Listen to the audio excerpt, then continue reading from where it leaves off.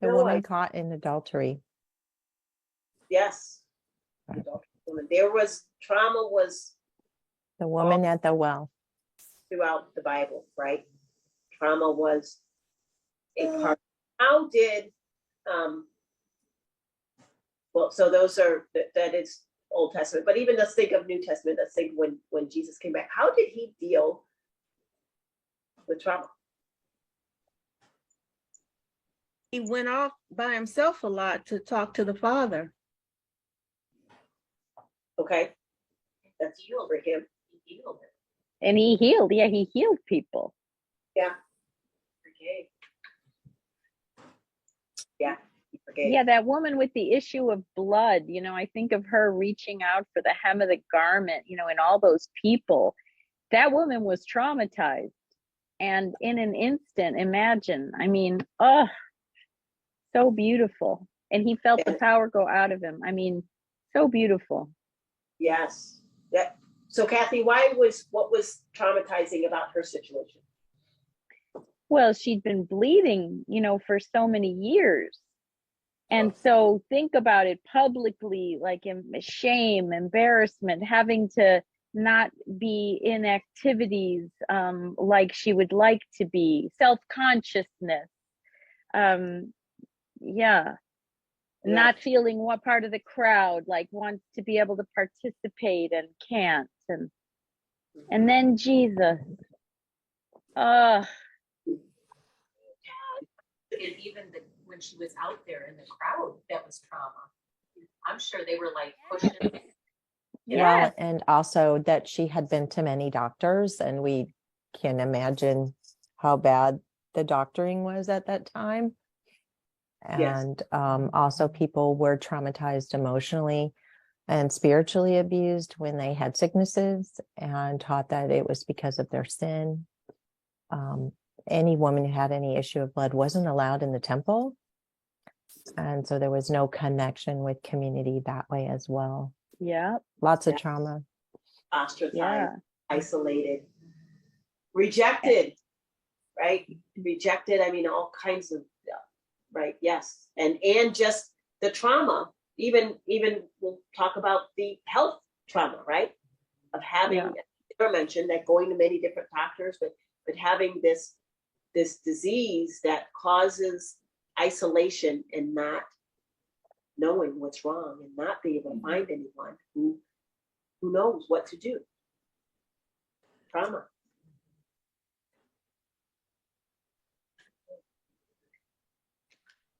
It's another example from the Bible.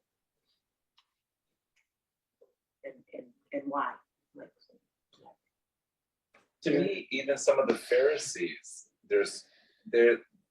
they might be in denial, and they weren't aware that they had risen in pride. And to me, they might know that they are that way, but to me, that is a type of trauma. They could, but it's because they're not seen. And so I'm really curious about this whole thing with denial, how this plays out with denial, that works with trauma. Okay, good. I'd say a good example is Joseph. It's incredible how his brothers traumatized him, what they did to him, lying and treating him so horribly, and then selling him, to a foreign country, just ripping him away from his family. And, that was unbelievable trauma. And then when you add to that all the things he experienced when he arrived in Egypt. Yes. And by his family, right? So the very community that's supposed to love and accept and invite him in actually violated his physical and emotional safety. Trauma is a lot of times it's about safety. And as when we start talking about the brain, you start seeing, you know, how the brain is designed and how it affects that in the body. You'll see how different ways. So what you're going to notice is, as we talk about it, there might even be some ways that you're not aware of that it has been impacting your body, but that you'll become more aware, which is good, because that's what it's about. Again, it's about reintegrating and reconnecting and bringing all those pieces that have been shattered and that have been divided and separated, and parts of us and reintegrating them back. And partly that happens first through awareness, through just becoming aware and just looking at it. And then,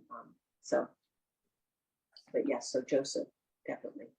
Do you think with Joseph then, I think when his brothers came to him, there was automatic forgiveness. So I thought his trauma was healed through, you know, Jesus healed that all the way, because there's no way he could have automatically, well, they couldn't, but forgive his family like he did. I mean, he had such grace that he gave for all the years, and he saw how God turned that into good, you know, his plan through it. But there was a lot of forgiveness, you know. Yeah. Like you were saying. Yeah, Lynette went into some of the remedy.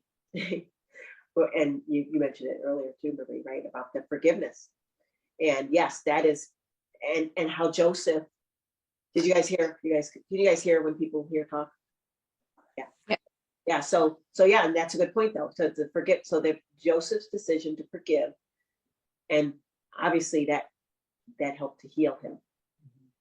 And that helped him to be able to redeem and to be able to stay connected with God's purpose and plans for him. Forgiveness is definitely one of the things that help to keep us resilient in trauma. Absolutely. What did you say? You have to pick up the shattered pieces?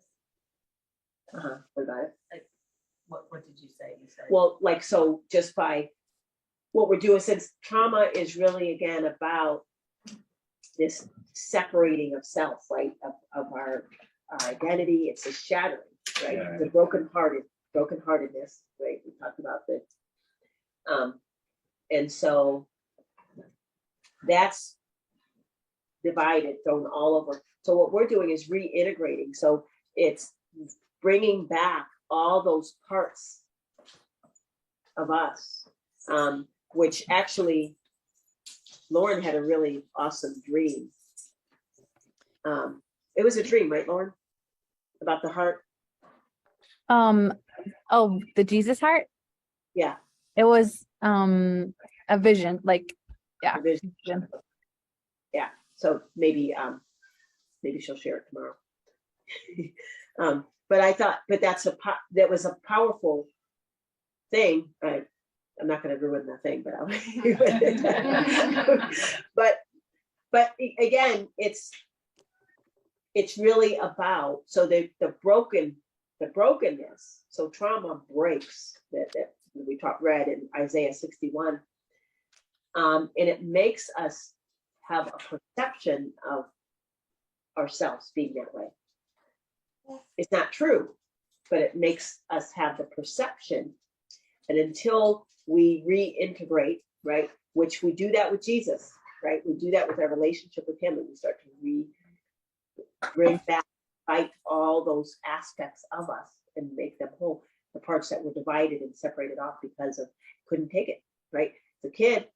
So a lot of times, whatever age, especially if it was severe trauma, whatever age we were, our development can get stunted there.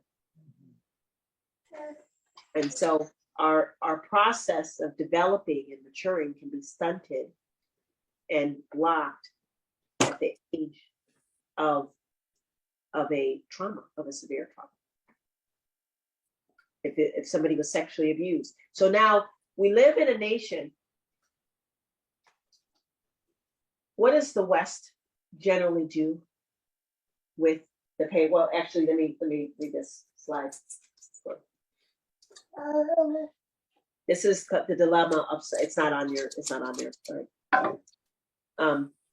but I'll read it. The dilemma of suffering. And somebody said this, and I don't know who said this, but I thought this was really profound. People will do more to avoid real or imagined pain, discomfort, or threat than they will to gain pleasure and success. So people will do more. So in other words, so most of our population, right? Most of the population, where there's been trauma, there's more focus on what I want to do to make sure that I avoid pain. I want to make sure that I avoid suffering. And the extent that we will go, generally, the human population will go to avoid pain is far more than any extent to access pleasure. Now, sometimes they go hand in hand, right? Because, like, for example,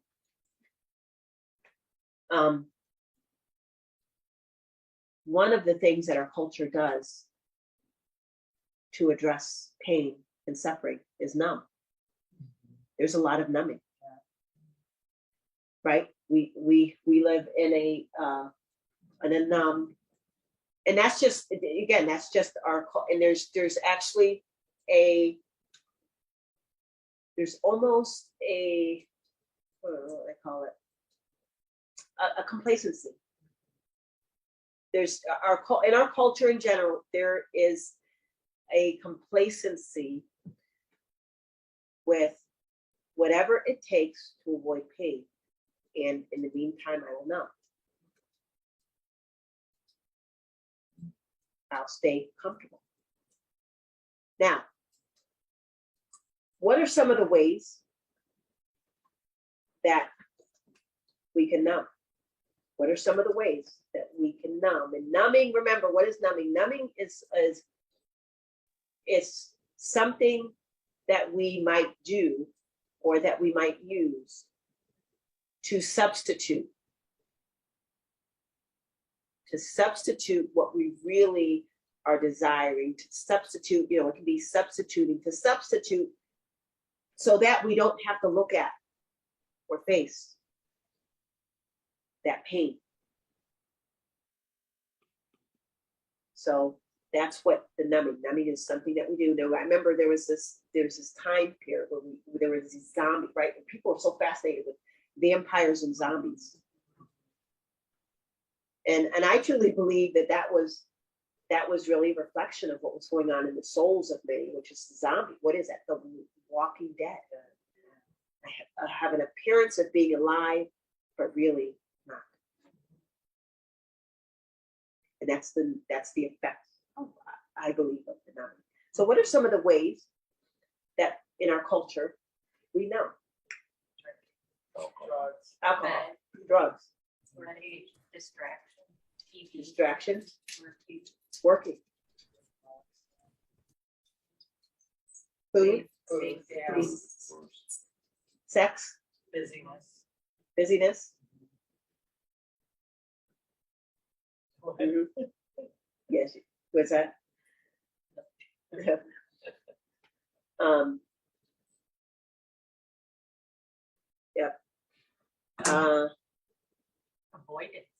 Avoidance, yeah. And some go into things like cutting and other self-destructive behaviors. Yes, cutting is that's a even like tattoos. Just kind of like, I'm not saying just getting something, like there's a lot of just this kind of addiction, because addictions, and so addiction is really actually, in all of these things that we mentioned, are really, it's a response to suffering. Addiction is really, it's a response to suffering, and it's a response to the suppression, to deal. It's like there's this thing that I can't look at. I can't deal with it now. But I'm suffering as a result. Mhm. And I don't know necessarily consciously what it is. Sometimes we know consciously, but sometimes we don't. But if we don't know, I guarantee you, because whatever we don't know, whatever we're not aware of, it is impacting our lives far more than anything that we know. Mhm. Okay? Because the subconscious rules about over 90% of our decisions. And a lot of the pain from trauma is there in that subconscious, in that sub. Okay. So now God designed us with emotions, and there's a purpose for emotions. There's 6 of the most common ones. There's a purpose for them. And so when we know that, when we kind of know how we typically, what the emotion is and how we would typically respond and the purpose, it can sometimes help to guide of the why. Okay, so number one, the first emotion is fear. Is fear a natural emotion? Yeah. There's Yeah, 6 emotional. I would think it's natural. Yeah, uh, 6 emotional reactions reactions. for safety or reward. So it's either to keep us safe or to get reward. 6 emotional reactions for safety or reward. Okay, and these are and the first one is fear. And Barry says yes, fear is normal, or right? Say normal. Barry, why do you say that? Because fear might protect you from a bad outcome. When I lived in a ghetto neighborhood and I first saw a gunshot go off, I ran. Yeah. I was fearful. Yes. Right. And so fear is fight.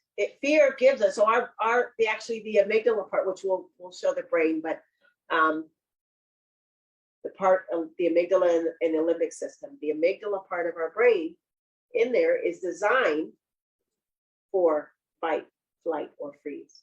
And that's to protect us, right? We are to get afraid. And when I was in Ukraine a few weeks ago, we were inside. We were inside of the hotel, but we were in the big banquet area room, and we were doing a picture. Taking a picture. Okay, we were doing a group picture. And now, before we did that, I consciously, I wasn't thinking about that I was at a place where there was war. Okay. Consciously, I wasn't thinking about it, right? It wasn't on the forefront. But then, all of a sudden, there was this big noise. It was the system totally interrupted. I jumped. You would have thought it was a gun. I was like, I mean, I jumped. And subconsciously, I was reminded, oh my gosh, I'm in a place where there's, what if that's right? My body reacted, my impulses, my reflexes reacted to that. I was aware of something, even though consciously my mind was not, subconsciously I was aware that I was in this place and where there could be danger. That's just kind of, an example of fear, like of a fear response. That's you know, whatever, you can argue whether that was a healthy fear response. But my body was like, oh no. Anger is another one. The purpose of anger is to release. It's for release or for courage, because right, anger also comes with passion. So it can be used for courage, to go after something God's sending us after, or to release things. So that's the emotion too. The third one is disgust. And that's the purpose of that is for withdrawal, right? For withdrawal from something toxic, either physically, socially, emotionally, but it's disgust to withdraw. Okay. And that's a normal response to disgust, right? Surprise. And that's for dealing with new or novel information.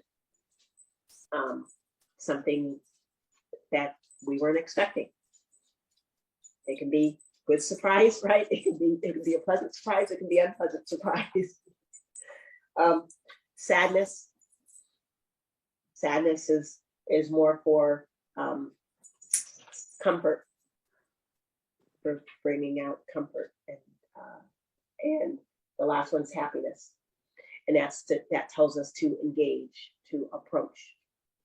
So those are the main, and a lot of the other things can be under those categories. Those are emotional. Obviously, there's a lot more, but those are 6 of the primary emotions and some of the reactions and purposes for them. Now, before we do the autogenetic exercise, now we're going to go over the brain. And do you guys? Sniffing your hair. Sammy, here. Oh. There you go. Okay, so the brain, and what are the parts? I want to talk about the parts. There's 5 main parts of the brain that get impacted, and this will give you some information. Gives us information about what's going on when we're afraid or when there's trauma, and how trauma affects the brain, because it does affect the brain. Okay, so the first area that's affected is the amygdala. And if you guys see on here, it's AMYGDALA. And the amygdala is right here in this area. So it's a little thing right above the brainstem, right? So you could see why it has such power, right? Central. Yeah, it's an emotional, and it's connected, right? Because it's job, so it's right there, right above the brainstem. And what happens to the brainstem? The brainstem has all of the functions that are really that we don't think about, that are automatic, right? That's our connected with our central nervous system, and it's our breathing and our heart rate, all the things we don't have to think about, but they just happen. So right above that is the amygdala. Now the amygdala is, now I'm going to tell you what happens to each of these areas in the brain. Okay, so what happens in the area of the amygdala, which if you guys remember, the amygdala is where there's the fight, flight, or freeze. And the responsibility of the amygdala is to look and to say, is it safe? Is it safe to go to Marie's house?